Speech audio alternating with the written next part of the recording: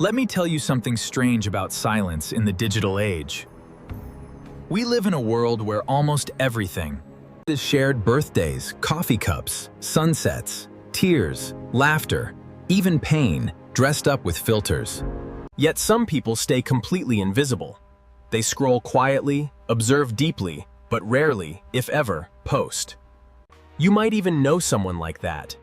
Maybe you are someone like that. And here's the question that always lingers. Why? Why would someone choose to stay unseen when the whole world seems to be shouting for attention? It's easy to assume that people who don't post are simply shy or introverted. But that's not the full picture. Beneath the surface, there's an entire psychology at play, one that speaks volumes about human nature. Self-perception, and the quiet rebellion against a culture obsessed with visibility. See, for some people, silence is not emptiness. It's control. It's the power to choose what the world doesn't get. To know.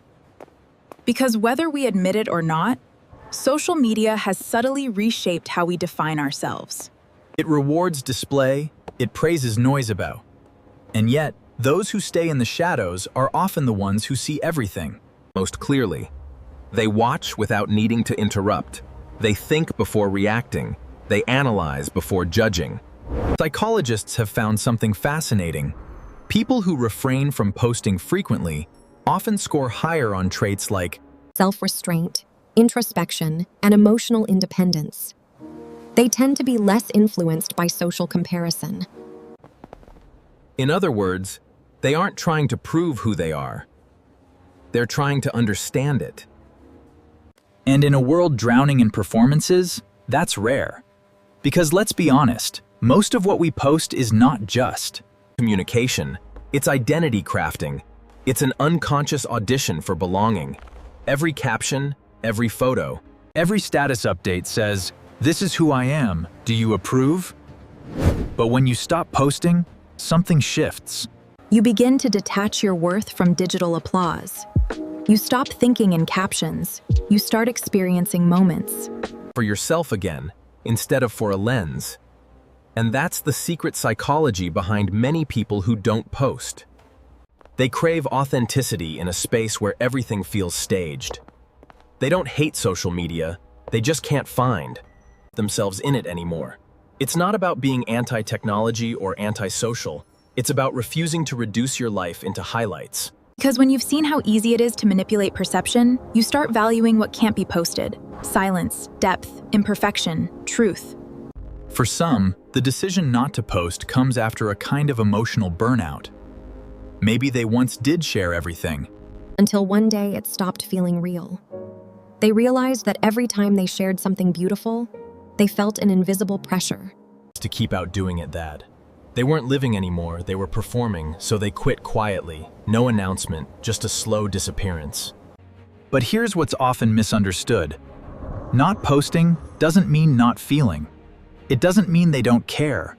It often means they care too much about presence, about meaning, about protecting what's sacred. There's a concept in psychology Called psychological ownership. It's the feeling that something belongs deeply to you. A thought, a memory, an experience. And when you post it, that sense of ownership fades just a little. The moment becomes shared property, open to judgment, even mockery. So people who don't post are often guarding their sense of ownership over life itself. They keep their moments untouchable, private, pure. And maybe that's not sadness or withdrawal. Maybe it's a quiet kind of freedom. Because think about it. When was the last time you did something meaningful and didn't feel the urge to share it? When was the last time you laughed, cried, or achieved something and didn't immediately think of posting it online? That reflex, that need to display, is not natural. It's conditioned. It's the product of a decade of likes, shares, and dopamine. Loops training our brains to equate validation with value. And when someone steps outside that system, it can feel like rebellion. But it's also healing. They start rediscovering the simplicity of doing things for themselves again. Cooking without photographing it. Traveling without tagging it. Feeling without explaining it. In that space, something awakens, a kind of self-awareness. That doesn't need an audience. But not everyone who doesn't post is doing it from a place of peace. Some are driven by fear. The fear of judgment, rejection, or being misunderstood. Social media has amplified a subtle form of anxiety. Psychologists call it self-presentational pressure. It's the constant awareness that you're being watched, even when you're not. And for many, that's exhausting. They retreat not because they don't want to connect, but because the cost of visibility feels too high. They want to be seen, but only truly, not superficially.